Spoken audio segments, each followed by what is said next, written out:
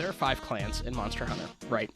And the 4th clan is called the Umbra, Umbra, which I originally thought was like related to the word umbrage, but I'm not sure about that anymore. I don't really know where it comes from, but they have the power to like they have these they call them morsels that you can spawn. I think most of them are or all of them are like cost 0 power to play, and at the end of their turn, at the end of the combat phase, I believe the like champion or whatever the cards are, the monster cards. I really don't know the terminology very well. I'm just deep in the mechanics. The champion or whoever will eat the morsels, and some of them have like abilities where they'll like gain extra strength if they eat a morsel, and the morsels themselves after being eaten will have trigger some ability as well. So you can kind of like double stack. But then there's one where that's like there's a card called it's not hurl, it's not, oh maybe it's wretch, I don't know, but it's like all of the consumed morsels come back into your hand. Return eaten units to your hand. Yeah, I'm looking it up now. And I was just like, wow, that fits me so well. Like the fact that you can eat yourself to like vomiting. It's like like codifying bulimia in a card game. Like I could not believe that they had a mechanic for that. And similarly, I haven't unlocked it yet. I played it once in like a daily challenge, but I think it's called Melted or Melting is like one of the clans. It's like the last clan you unlock, and the cards have like some kind of like burnout debuff where like they will, I don't know if it's called burnout, but it's like they will, in like, let's say it's like you have a burnout of 3. That means like in 3 turns that the card will die. Like you will no longer have that creature. Like, okay. So often they have like high attack power, and but they're there temporarily. One of them though is really sick. It's like he's like a candle dude.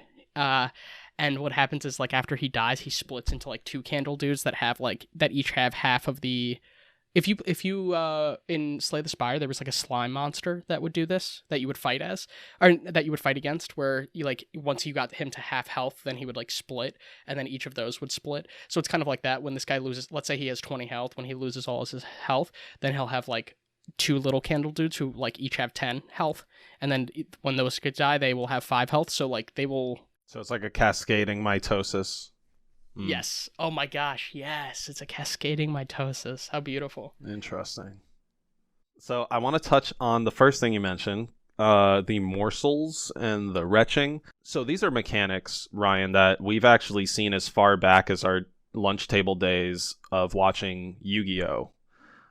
If you remember the card Karibo, it's like a puffball, right? Yeah, the fluff ball with like green little hands. And then there was also a card that I think Joey Wheeler played 4 colorful sheep. It was like some sort of counting sheep card. Anyway, these are known as tokens within the trading card game community. These are token characters. Morsels in Monster Train are tokens, and you consume tokens to like either summon bigger monsters or do some sort of effect. So that is something that we see across like many different card games, but they obviously like they give it a different narrative or a different like aesthetic wrapper. And in this case, yeah, it seems to be eating the characters or destroying the characters, which I think fits really well with Monster Train, right? Like it makes sense that a monster, especially a monster from hell, like there would be some sort of gluttony involved, he's overeating the morsos, and then that leads to the retching that you described. It's cool that you appreciate it so much. I find it funny though because it's just been around for so long. Yeah, no, I now that you say tokens, I'm like I do recall. I don't know exactly what I've played that has tokens, if it was Magic or something like that, but it's not like card games have ever been a huge part of my life. I've played Yu-Gi-Oh! Here and there throughout, but it's been a few years, so I'm, super, and I was never like a competitive player or anything like that. But yeah, it does make more sense. It's like, it's interesting because like there are things like thorns, you know, in this game are like, I think, do they call them spikes? I think thorns is what they called them in WoW, where it's like if someone attacks you, it's like it deals X amount of damage back. Yes. And then there are like dots. In Solitarica, the solitaire RPG kind of game I'm playing, they call it thorns. They call it thorns. Yeah. Yeah. That's how it is in my mind. Like that, I think because of World of Warcraft. But you know, like I'm familiar. It's interesting to see how the and like there are dots, right? Like damage over time. Yep. They like frostbite, I think, is the most common dot here. So like the what are they called? Hellhounds, maybe the red class, where they have it's like high attack and they have like rage, which is kind of like that's like the warrior class that we've talked about before. Yep. The Stygian class, clan, whatever. That's the one that has a lot of dots, and they have like they call it frostbite, and so and the frostbite stacks, and I don't know. I don't know if it's like just having a new wrapper on an old candy, or if the candy itself is different, you know. But I mean, candy itself is like it's chocolate, right? Most candy bars are chocolate, and like this one might have nougat, this one might have peanut butter, this one might have caramel, you know. But like fundamentally, like they're incredibly similar. Mm-hmm. And I don't know if that's how card games are. I mean, I think that there are people who are like die hard about different card games. Yeah, I mean, I think you're tasting a new candy. Certainly, I think you're almost having this like jawbreaker or like a marbled type hard candy. If we're trying to push this metaphor far, this Monster Train is like it's a melting pot of different really popular gameplay mechanics we've seen in card games all like rolled into one hard candy. So you're getting a taste of like both new and old. Like you know, you've played World of Warcraft, you've played plenty of other games in the past, like you know what these various things are, but you haven't seen them in the context of like a card game, or like you haven't experienced them in the context of a card game with like multiple lanes or something like that. So I think if anything, the biggest pro of you like feeling like something is new or like learning it and becoming more familiar with it is that it's just going to make you more prepared to approach more complex games within that genre later on. Like you came in with Slay the Spire and Monster Train. Eventually, I don't know what card games are more complex, but you'll be able to push it like down like further and play whatever the fuck you want. God, that sounds so intimidating. Like I feel like I am so engaged with the mechanics. Like the fact that I filter out like the card names, I almost never could tell you like the name of a card that I've played. Yeah. I mean, I've only been playing for like a week or so, but it's been like it's the just last the 3 picture, days, right? Like when I was playing, I would just be like, "Oh, that's double hit red dude." Like exactly, dude. I'm literally dreaming about it though. Like yeah. I don't know if I told you that, but like 2 nights ago, I had a dream about it, and I don't even recall the dream that well, but I was like, why are there cards in my sleep? Like, how is this happening to me? The thing that I think is most innovative of any other games that I've seen, is the verticality. I think that's like the biggest takeaway that I have. The fact there's an extra, it's not just like there's a field that you're battling on, right? It's like there are separate fields that are interconnected, and the fact that that's like woven together is really cool, I think. And there's an additional level of strategy that I haven't really seen before. Mm-hmm. And that works really well with like the whole keeping the pyre alive. And I like that as well. That like when your monsters die, you don't die. You don't take any damage, right? Like it's in your best interest to keep them alive, and you have like a reason to want to keep them alive. But the fact that it doesn't take any damage directly from your like final health, I think is awesome. And there are ways that you can keep the pyre protected by giving it armor through artifacts or increasing its attack power. There's an artifact that like if you get like your gold to like the amount of gold you have divided by 10 is like the amount of extra attack that the like gets. The gold hoarder's defense basically. Yep. And I love that. Like I think that is just, I love the idea of the pyre that like you don't play as, but that still has some kind of like character ability and is Yeah. like the vital, that is the king, of the chessboard, basically. Yeah. It's your home base, like similar to MOBAs like League of Legends, right? You have that main crystal, the Nexus, like that's what the Pyre is exactly. Also drawing from that game example, you have the train, like you said, is 3 cars stacked on top of each other, but it's really one lane cut into 3 pieces or 4 pieces and then put on top of each other, because the monsters can only move from the bottom upward 1 car at a time unless they have some sort of special ability. So I think at least that is like the lines. Sorry, that is the connection that my brain draws when it comes to like how the train is like laid out and like how that was introduced. Because I've seen other card games, can't really remember for the most part. Maybe Elder Scrolls card game, don't know. Other card games have been trying the area and laning thing for a couple of years now, and I've seen ones that are like, oh, the board is just a regular 2D board, but now you have the left third, the middle third, and the right third. And the way I'm seeing this game is like, oh, this is kind of that idea, but they instead just turned it into a long line, and also they like stacked it so that it fits well on a screen. I think, sort of taking a step back from the mechanics of it all, I do find it interesting, the like aesthetic and like the sort of narrative like premise, I guess. Like I think are like the creatures of hell, and or hell has frozen over, and you're trying to like get it to come back because to restore balance, maybe? I don't really know, but you're trying to get the fire to come back, and all the quote-unquote heavenly creatures that are trying to keep the fire out look like fucked up hell creatures that just stapled a couple of feathers on themselves, which I just find that to be kind of funny. And also it's sort of I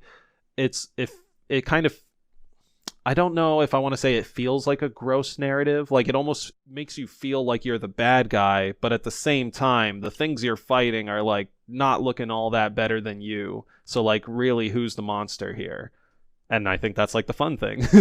It's kind of like the like obsession with anti-heroes, that like probably began about a couple decades ago, where it's like, what, like, I think in the 80s people would not have wanted to play as something that was like, the like canon. It was from hell, like you'd prefer to be an angel saving the day than demons killing angels, But there is something interesting in that, like, I've actually like chuckled to myself a few times when I like read a name. It's like Seraph the Chaste, and it's like this, I'm supposed to destroy someone whose like main attribute is chastity. Like, who says chastity in 2020 for any reason, Or it's like the clergy. It's like a mob of clergymen that you have to take out, and it feels very odd. I do kind of wish that there was like a little bit more narrative. I don't need it like for the run. Like vignettes or something, right? That could work. Yeah, I mean, maybe like when you clear a run, then something happens that's, like you get like a tiny story beat or something like that. Yeah. But even if they didn't want to do that and they just wanted to keep it all at the beginning, I do feel like this, like, it was lacking. I actually had to watch it twice in order to understand what was going. I watched it, and then I was like, I have no idea what any of this means. And then I played, and then I went back and watched it again, and I was like, okay, I see where they're going with this. But I feel like they're like trying to be cool, and they're not really like explaining it. Like, it's like everything is like these like short phrases that feel like in like fragments. It's like, yeah, like kind of like in a world. It's like yeah, there is hell. Hell is real. Let's get to hell. And it's like, can you, like, I get that there's like a subject and a predicate, but like, can y'all like just have like a longer sentence? And it's like trying to, like, there was one point where it was like, your train, the bone shaker, blah blah blah, and I'm just like, okay, like, that's where, like, this is your form of exposition. Like, you can't just like give me more, like, I don't know. It just felt like it was trying to be like super epic, but like it was also like a 15-second trailer or something, like 30 seconds, and I needed more from them. I think they could have really done some, because I mean, I think that there has to be some level of like story building in the minds of the writers, since there are so many different kinds of creatures. I would like to know more about. I'm not a lore person. It's not like I'm gonna sit down and read a book about this, right? Like, I just want like. Yeah, you want to know like why are we here? Basically, like, why are we here, and why am I trying to get to the end? Yes. What's the theme? Why are the characters motivated to do this? And maybe I don't need that. Like, I'm obviously still hooked on the game. Like, I'm really, really engaged. But, as like a piece of art, I guess I don't know that card games have the like aspiration of being like these like aesthetic masterpieces in the way that like kind of an open world game I think wants to be. I think that like card games are more about like fine tuning mechanics and like making you think as hard as you possibly can. I think that that's what's like demonstrates like the best possible card game is like if I have to sit down for a full minute and think about like the different calculations, I think that is like extremely impressive. Really, anytime I have to stop and think in a video game, I am like amazed at like how complex it is. That it's not just like, it's like, wow, Pac-Man used to be like, like lit, and like look at like it's not like you have to ever take a moment to think in Pac-Man. You're just like beep booping around, Yeah, 100%. And to kind of wrap up the narrative thing, a sort of hypothetical, if you will, I could see this game being leagues better and more engaging if it had a narrative approach similar to Hades. And you kind of scratched the surface on your description of the narrative, or what you kind of wanted. So if I get to the end of my run, or if it's known that like, hey, you're gonna have a new train, or like the monsters build a new bone shaker like every time, and they like try to get there, and then you get like a little bit of that story after every run, and then the bosses already say shit. They say shit as if there's lore between you and them, but now have that actually be the case, right? Like, if I lost to Prometheus, the winged man, then like, sure, have them say like, oh, you're gonna fall from grace just like you did last time. Like, currently they say like, you know what you did to me 3000 BC, and it's like, okay, I don't know, Macho Man, like, go fucking keep protecting us from the apocalypse. And just, again, yeah, having that pull, especially like at the end of these like monster train runs, almost and kind of at the end of Solitarica too, like, it just feels so it feels so like, fuck, like so dissatisfying when you don't have that little like reward at the game over. People who like grew up on like Mega Man 2 for the NES would probably be like, these fucking baby players, they're complaining that they lost and they're not getting rewarded with more story? Like, what the fuck? And like, what's funny, like, we're getting rewarded with currency to like buy new cards and shit anyway after the fact, but like, I don't really care about that, because I feel the burn of losing, and that doesn't make me want to play so much. But if I get that little bit of like, oh, I lost, let me talk to the conductor of my train, or let me get a vignette that lets me learn a little bit about Prometheus and the fact that like he tried to build wings for his son, and that's why he's all pissed off now. Like, sure, that sounds cool. I also totally know it's not Prometheus who like built the wings. I'm just using a fucking test name, listeners. Don't crucify me for getting that wrong. Yeah, I think I don't know if it's pronounced Daedalus. Daedalus. There we go. See, look at this. We can do this together. We're perfect. We're bad at history. We're perfect at mythology. Greek mythology. Together, we can answer some questions about Greek mythology. We will be an average trivia competition team if the category is Greek mythology. We should try to co-op Are You Smarter Than a Fifth Grader? We might get far. Wow. Is that show still in the air? How's Jeff Fox? No, but the Twitch streamers are still playing it.